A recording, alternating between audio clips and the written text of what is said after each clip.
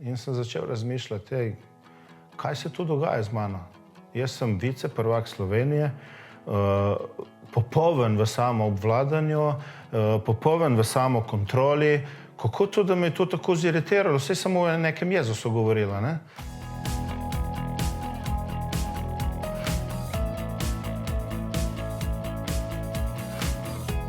V svoji mladosti sem bil zelo plašen deček.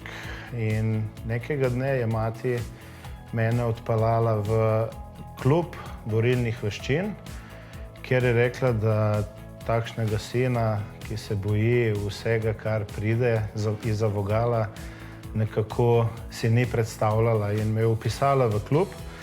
In moram reči, da tam sem zelo dobro napredoval. Bil sem viceprvak Slovenije. Moja samozavest se je zelo dvignila. Učili so nas preko joge, meditacije, imeti samodisciplino, kontrolirati svoja čustva, svoje vzgibe, predvsem svoje afekte, ker človek največkrat pade v svojih hitrih odločitvah, naglici. In vse to smo se na borilnih veščinah učili in tudi zadnja leta sem tudi jaz kot trener učil mlade pionirje, kako se v bistvu uprt tem skušnjavam v svetu in kako ostati miren, discipliniran in kako imeti svoj prav v svojem stavu, ki je stabilen in se ne dati sprovocirati. In nekega dne, leta 1997, je moja mama prišla domov z neko novo idejo. In sicer prinesla je Jezusa, ki ga je ona sprejela nekaj mesecev pred tem, kar je meni povedala. In jaz ves v tej samodisciplini in ponižnosti in samoobvladanju sem bil v tistem trenutku tako iritiran, razdražen, da sem v afektu jo prijel in jo dvignil v kuhinji in sem bil sposoben marsikaj narediti. In potem sem šel v svojo sobo in sem začel razmišljati, kaj se tu dogaja z mano. Jaz sem viceprvak Slovenije, popoln v samoobvladanju, popoln v samokontroli. Kako to, da me je to tako ziritiralo? Saj samo o nekem Jezusu govorila, ne?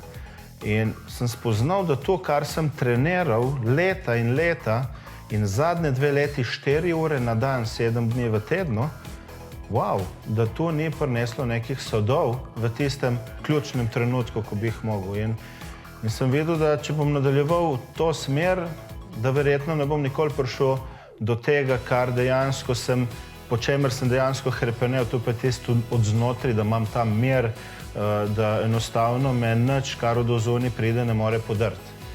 Se rekel, kaj pa če to, kar mi mama govori, mogoče ima neko težo, pa dajmo malo raziskati, ne, tega Jezusa, ker ona kot pravoslavna, oče kot rimokatolik, mi nista nikoli govorila o veri, niti o Bogu, niti o Jezusu, nikoli nisem tem slišal. Jaz sem bil v cerkvi 11-krat v celem življenju, pa še to zaradi nekega dekleta, ampak nič nisem čutil do duhovnosti. Čeprav v borilnih veščinah smo se ogromno dotikali duhovnosti. No in potem sem začel poslušati to, kar je mama govorila, sicer z odporom, ampak s prisilo.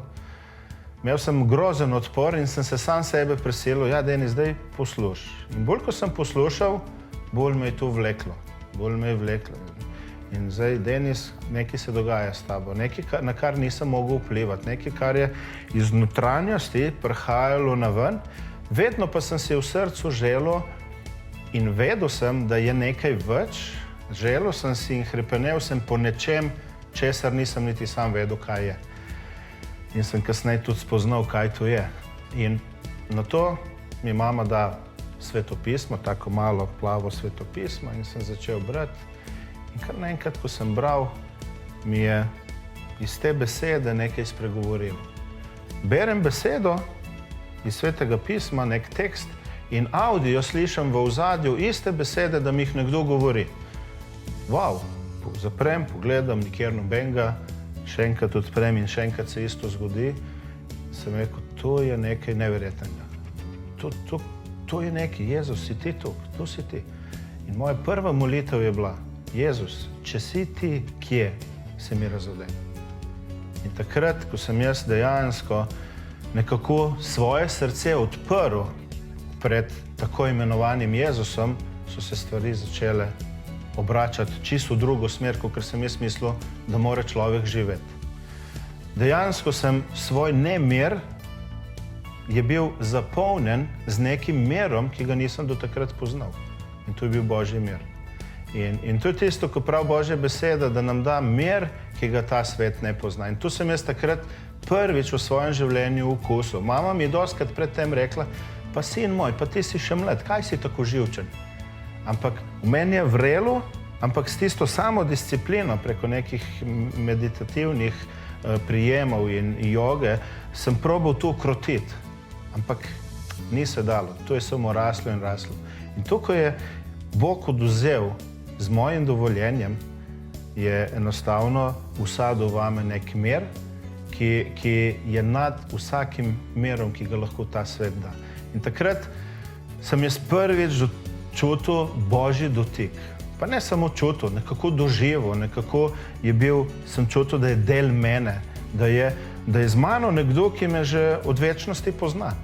Ker je poznal mojo preteklost, vedel sem, da mi govori v srce o stvareh, ki so se zgodile, ki sem jih preživel, in da jih pozna in da jih ne obsoja. Da jih ne obsoja. In takrat, sem rekel, jaz sem spoznal enega prijatelja. In sploh nisem potem dojemal, zakaj sem bil tako alergičen na mamo v tistem trenutku, ko mi je začela govoriti o živem Bogu. Seveda, kasneje mi je postalo jasno, da sem služil enemu drugemu Bogu, ki je Bog tega sveta, ki ga Svetopismo opisuje in imenuje nekako na nek način, kateri ni niti vreden, da ga omenim.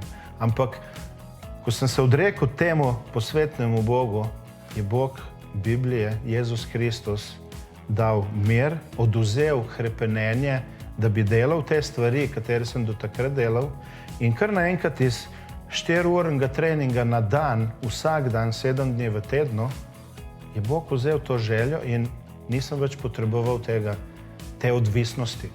Bil sem osvobojen, tako kot je mogoče nek drogeraš osvobojen od neke substance, sem bil jaz osvobojen od te substance, ki ji rečemo danes in je zelo popularna, treningi in klesanje svojega telesa in treniranje svojih mišic. In od takrat naprej se je moj fokus v življenju povsem spremenil. Do takrat sem hodil v neko smer in bila mi je, to je pravilno, popolnoma prepričan. Jaz, viceprvak Slovenije, na razpolago imaš vse se ti odpira, vsa vrata se ti odpirajo in potem pride Bog, ki ga potrebuješ in ti da še večji smisel.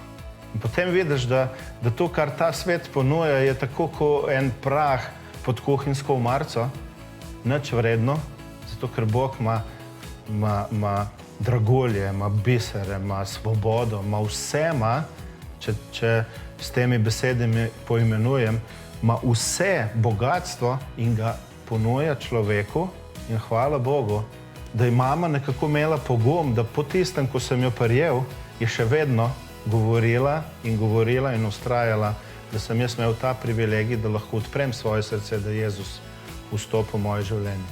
In do takrat sem hodil po poti pretepanja, od takrat naprej je Bog to pot spremenil.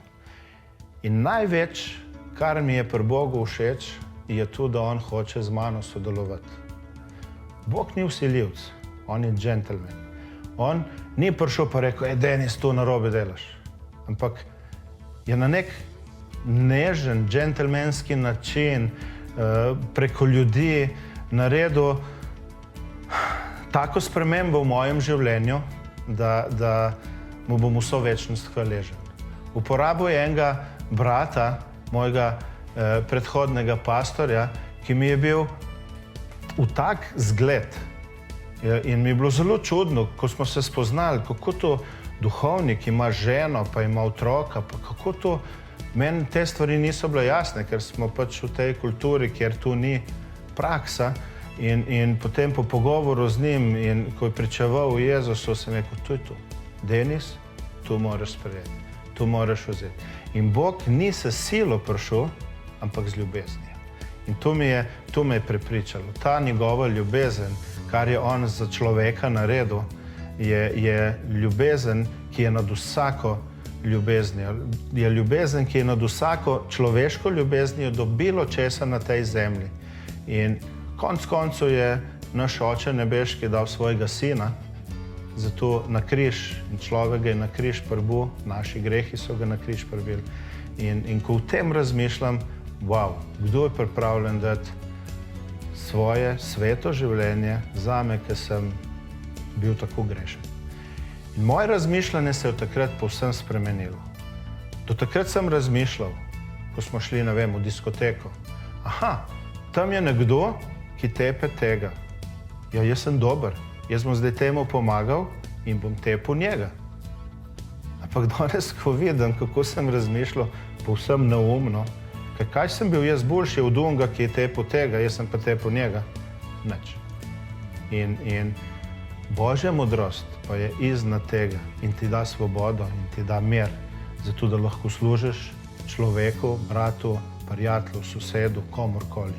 In nikoli ne bi zamenjal to, kar imam danes, za bogatstvo celega tega sveta.